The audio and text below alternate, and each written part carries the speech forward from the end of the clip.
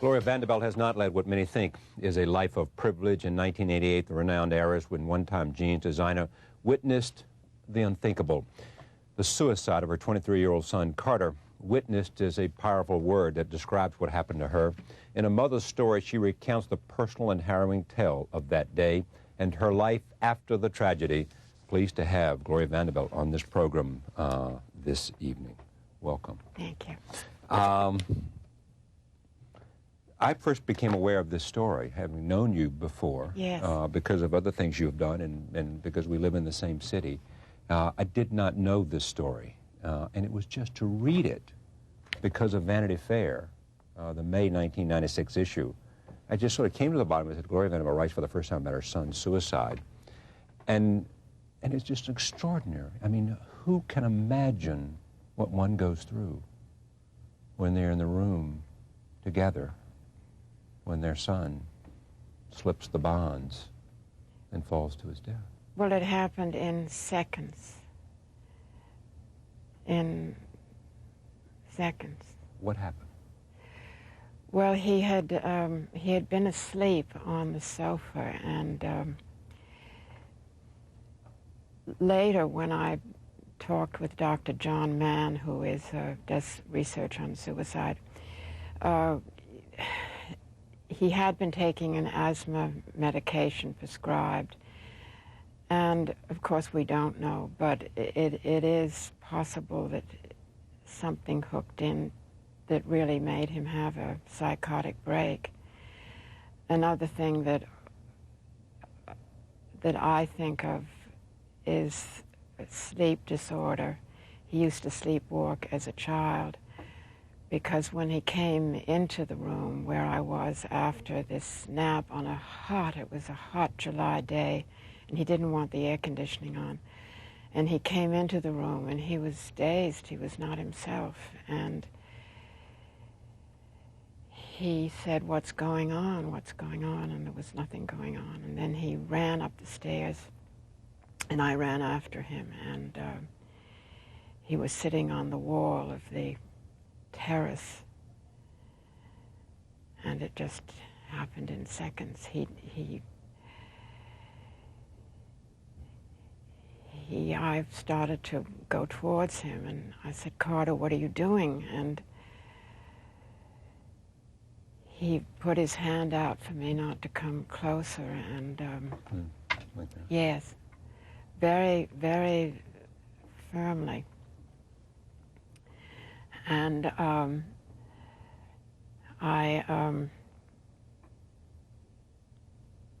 you know, it's hard to talk about it. I can write about it, but and I started to get down on my knees, and I said, "Carter, I beg you, don't do this. Don't do this to me. Don't do this to Anderson. Don't do this to Daddy." And he said, "Get up, get up." And he didn't want, and so I got up. He was about 13 feet away, and had he been closer, I would have risked grabbing him, but I thought if I went towards him, he had started to look down, and it was 14 stories below, and he started looking down, and then a helicopter went overhead, and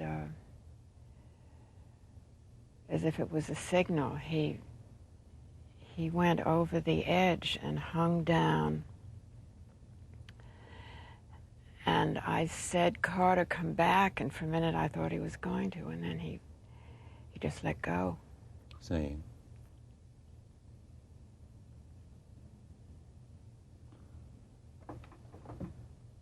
Why did it take so long to write about it? Well, it will be 8 years in this July. I always knew I was going to write about it. I didn't know the form it was going to take, because I wanted to convey what we were like as a family. I wanted to convey what Carter's father was like and what I was like. and what we were like as a family and what our intent was as a family. And I wanted also to reach as many people as I could, because I wanted them to know that you can survive the very worst thing that can happen, and you must survive, because it quickens the whole vibrations of the earth if you can. And it's very, very important. And then last summer, I just was ready to write it. And I wanted to also have a sense of, you know, the fleetingness of time, and we don't grasp it, we can't hold it close, and we're not aware of it as it goes by. And I wanted to convey that sense of the fleetingness of it, and how at the end of my book, I have a description of the house that we lived in, and Wyatt had planted a little tiny wisteria plant outside, and now it covers the whole house. It goes right up to the 5th floor. And it's so, every time I walk by there, I look at it and I touch it, and it gives me that sense of time and of history, and of what it means to be a family. Do you think you've had more than your share of pain in one lifetime? I really don't think of it in that way, because I don't know. But I'm you know, I'm ready for some happiness, I think. You also are a survivor. I mean, there's something about you. Well, I know that I seem fragile, but I'm really not. Well, you do seem fragile, and Yes, I know that you're not. I'm not. What are you? I'm here. You take it as it comes. I think that without pain, that we can't know what joy is, and that is very sustaining for me, because that is what life is, and without that, if we don't have pain, we don't have joy, and if we don't have pain, we don't know that we're alive, and if we don't have joy, we don't know that we're alive. And it's all what we're here for. And you want... It's more difficult to talk about the death than it is to write it, because... Oh, yes, completely. Why is that? Well, because writing is a very private, I mean, it's very... And you're in control. Yes, and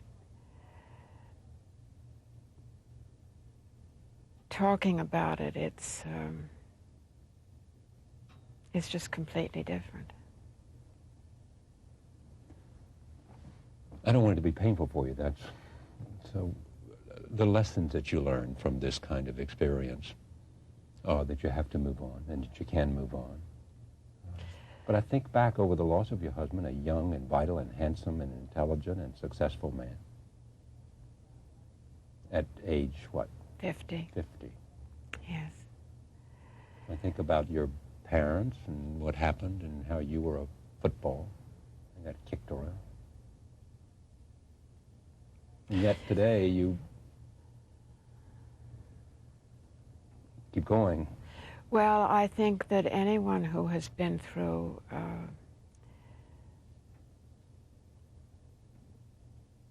pain, it is important to be here and to show that you can do it, and it's important to do it. And what has brought you the most joy? What's the other side? well, the most joy has been when I've been pregnant and to have children. And then, of course, one must always be in love. That's very, very important. That helps, doesn't it? Certainly does. In fact, that's the most important thing, to be in love. To be in love. Absolutely. Love can make a lot bearable, and It absolutely can. and the sharing of it all Absolutely. makes it twice as good, whatever the Absolutely. experience of Absolutely. it is. You mind if I show these photographs? Please. This is you. With Carter Cooper, Carter. that Wyatt Cooper took when we were in Southampton in the swimming pool, and I love that photograph. It just makes me so happy to have that photograph, because it was a spontaneous moment of sheer joy and delight. And then the one up at the left is a picture that I took of Carter playing soldier. Charge, he's saying, and then that's Carter below when he was very, very little. Yeah. And that was taken by Wyatt also, the one with the Indian. Yeah. And this is where? Where is this? That was in Mississippi, Natchez, so, yes. which was Carter Wyatt's home. Yes. Mm-hmm. Yeah. And there is. And there's Carter when he was an editor at. He was first at. He was at American Heritage, yeah. And then he was before that at the Public Interest. Yeah. All right. And there's the building. There's the building, yes. Yeah. And that's you, and I that guess, was after the funeral, the day of the funeral. Yes. With your other son.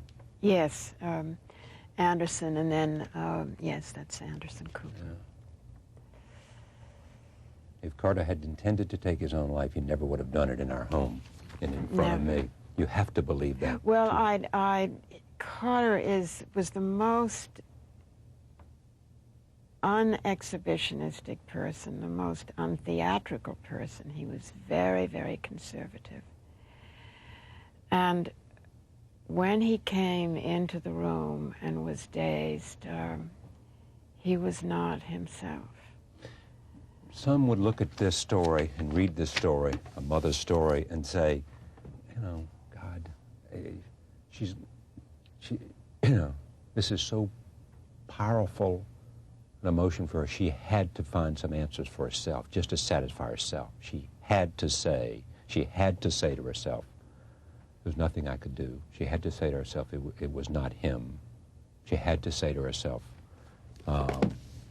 because she'd been so racked by those questions. And the fear that the answer was. Yes. The fear that maybe you could have. I mean, you must have asked yourself 1,000 times. Well, what I've asked myself most of all is that I let him fall asleep that day, because he didn't like to have naps in the afternoon. It always disoriented him. And we'll never know what really did happen. But I was there, and he was not himself, except at the very end he reached out to me, and I went towards him, and then he looked up at the helicopter, and it was in seconds, the whole thing. Do you feel somehow better that you've been able to write this story, so that somehow there is some sense that maybe somebody can read this story and know your story, know his story? And well, I've had extraordinary letters from people. Because they know what it is to lose. Really, really extraordinary, who have experienced the death of a child, either who has taken their own life or lost a child, and that really, to have been able to, you know, to communicate something that would make them want to live and want to go on is it's very important to me. A mother's story, Gloria Vanderbilt. Thank you. very much. We'll be back. Stay with us. What's going on, YouTube? I had absolutely no plans to upload a video today.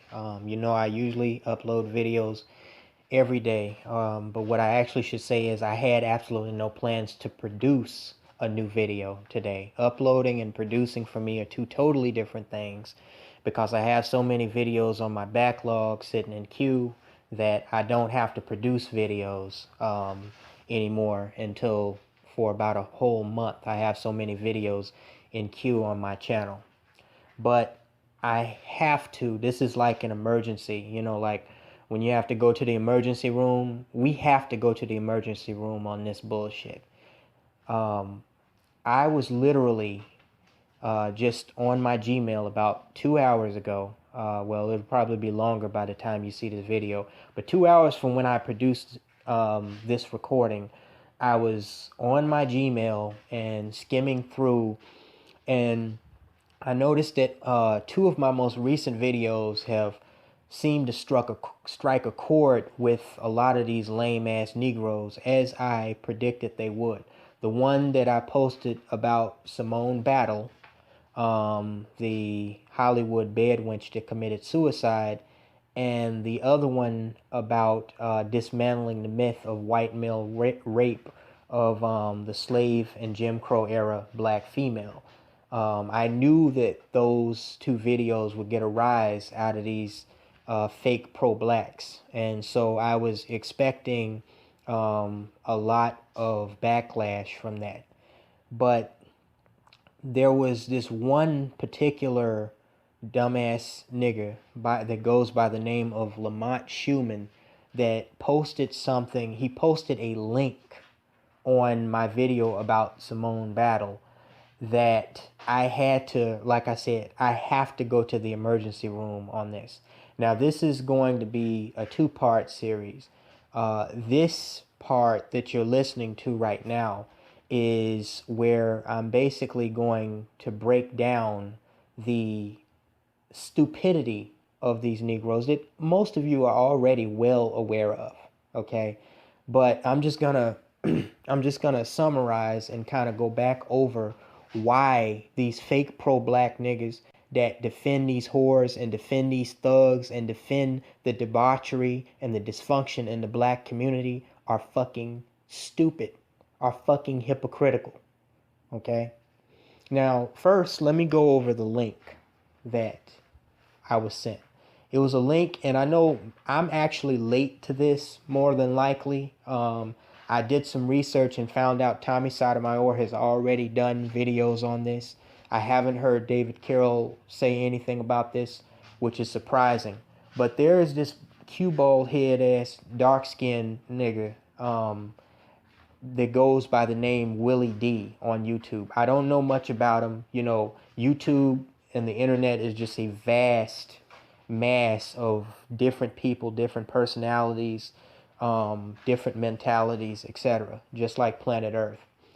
And he made this music video, and I'm going to leave the link in the description box, so if y'all haven't seen or heard about it, you can go and see this shit. It's called, let me make sure I got this right here. I believe it's called Coon. Yeah.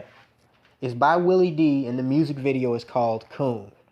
Now, I'm gonna make a response to this music video. In the video, he has actors that are portraying Raven Simone, Charles Barkley, Stephen A. Smith, and Stacey Dash.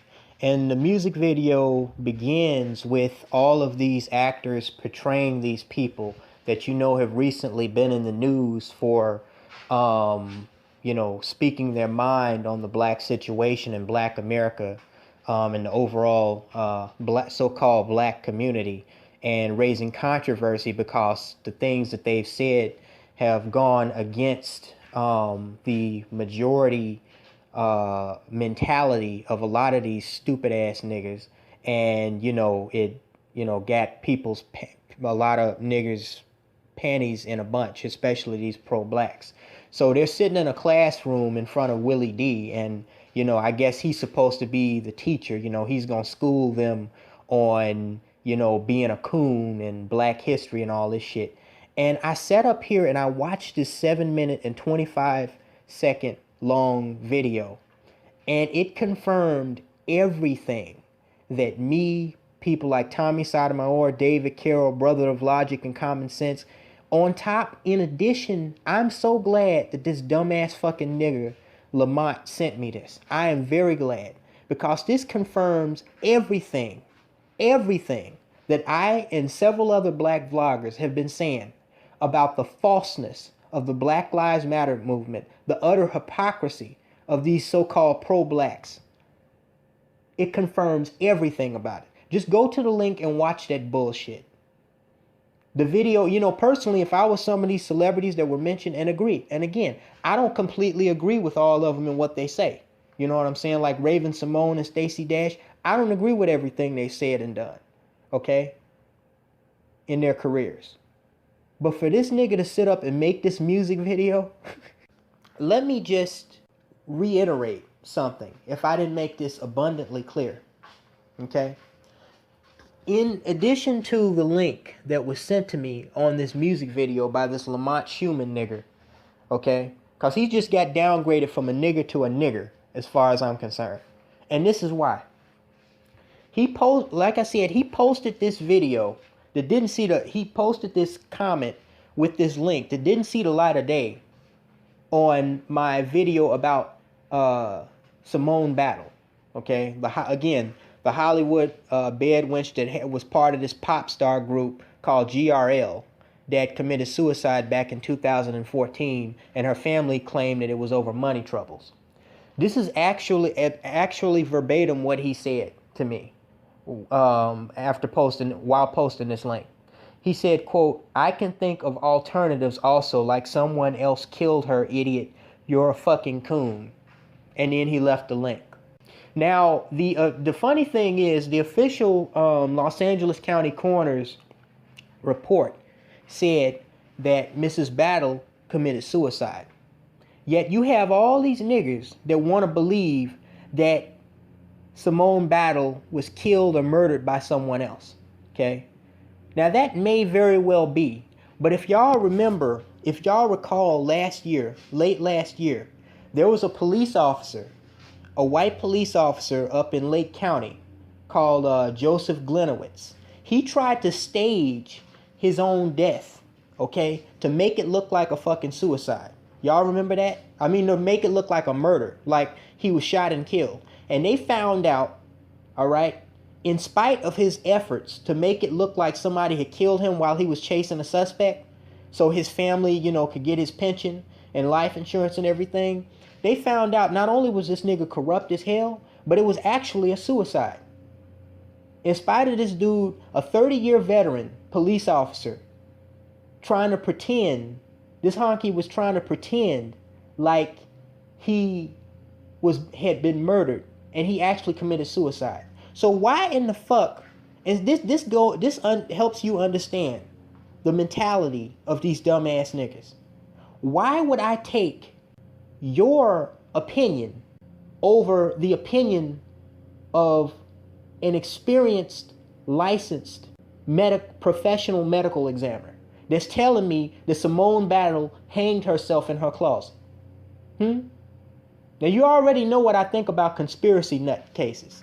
First of all, Simone Battle, and this isn't even the issue with this, but she was not even famous enough for somebody to even want to take her out. For what? For what reason? People say that when Marilyn Monroe, you know, when she was found dead with pills on the side of her bed, nude, you know, she was killed, you know, she was shut up because she knew too much, you know, she was fucking President Kennedy, or President Kennedy was fucking her, you know, she knew a lot of secrets of a lot of powerful white men, yada, yada, yada. Okay. If I was a conspiracy theorist, I could kind of believe that. But this little Negro bed wench, Simone Battle, she was just a little up-and-comer of some little pop group that wouldn't have lasted 3 years. What would she have that would cause somebody to want to go through such an elaborate scheme to kill her and make it look like a suicide? But it's just like niggas that think that Tupac is still alive. Niggas are fucking dumb. David Carroll has that right. Niggas are fucking dumb. And when you see this music video, it will completely confirm that for you. Those of you who, if you haven't seen it already, go to the link and check this out. Now, I got a special treat for you guys. I can't put this treat on YouTube because you already know YouTube gonna give me shit for it, right? In spite of the fact that this motherfucking nigga, Willie D, dumbass, cue ball head ass nigga, that made this video, in spite of the fact that he's indirectly threatening Charles Barkley and, you know, Stacey Dash and Raven Simone and Stephen A. Smith and some news reporter on CNN, in spite of the fact that he's indirectly threatening them, as you can clearly see in the music video, by, you know, torturing them and kidnapping them, in spite of that fact, if I repost the audio of this stupid ass video, you already know I'm going to get hit with a copyright claim or YouTube's going to take it down. So what I'm going to do is, using the audio from this stupid ass music video, I'm going to make my own Coonin music video using the exact lyrics and the exact melody from this music video. And I'm going to upload it to Vimeo and I'm going to have it ready for you guys in a few days. Get ready. The other thing that I wanted to mention before I get off of here is this dude, and this shows you the mentality of these dumbass niggas, on top of what I said, what I mentioned earlier. This nigga has the audacity to tell me that I'm a coon on a video where I'm talking about a black female that was dating and fucking a white boy in a white pop group, trying to sound and act white, even though she had 2 black parents and was raised around black people. But he turns around trying to defend this dead bed wench that killed herself, by the way, discovered by her white boyfriend. Okay? She don't want to have, if you look, you go, I think her Instagram and her social media is still up. Go on Simone Battle's social media and you look. You can see quite clearly she didn't want to have nothing to do with black people, especially black men. Didn't want to have nothing to do with them at all. But you gonna sit up here and tell me that I'm a coon for making a video stating facts about this bitch? Are you sick? So she's not the coon. Look at these pictures that I'm showing you. She didn't want to have nothing to do with you dumbass niggas that are defend. And look, I know some of y'all, I don't have to call you by name, but I know some of y'all, in addition to watching my channel, you also watch David Carroll. He warns us, just like that video series I done about that ex-Negro bed wench / pro-black bitch a few months ago. David Carroll warns us about these pro-black so-called sisters and brothers, didn't he? He warns us about these Negroes. He said quite clearly, you got to take everything these motherfuckers tell you with a grain of salt. Because more than likely, they done sucked a white dick or they done been inside white pussy before. They are full of shit. They're full of myrta.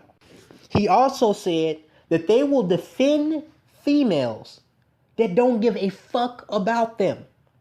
They will defend females that don't want to have nothing to do with them.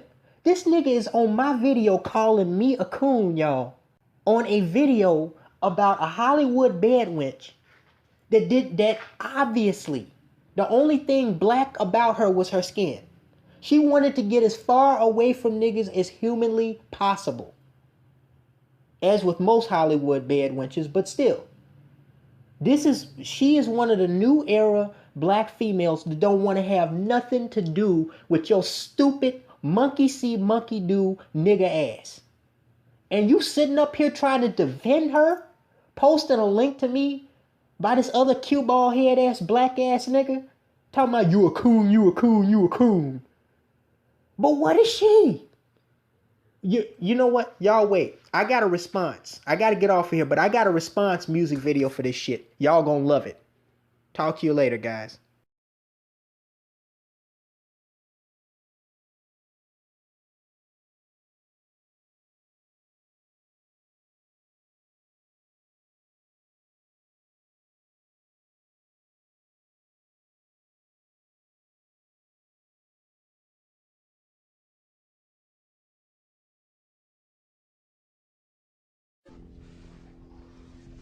Some motherfuckers are always trying to ice skate uphill.